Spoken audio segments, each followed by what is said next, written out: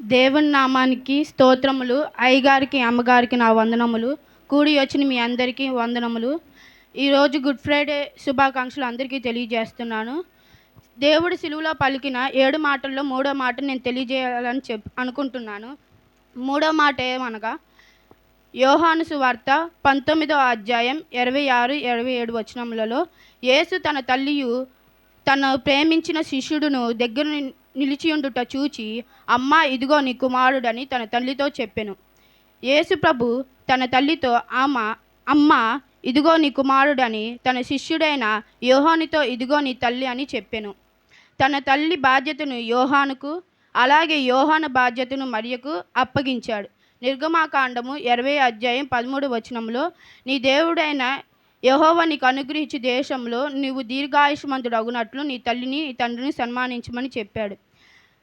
అలాగే లేవియాకాండము 19 అధ్యాయం 3వ వచనంలో, మీలో ప్రతి వాడును తన తల్లికిని తన తండ్రికిని భయపడవలెను. ద్వితీయోపదేశ కాండంలో 27వ అధ్యాయం 16వ వచనంలో, తన తండ్రినైనను తన తల్లినైనను నిర్లక్ష్యము చేయువాడు శాపగ్రస్తుడని చెప్పబడింది.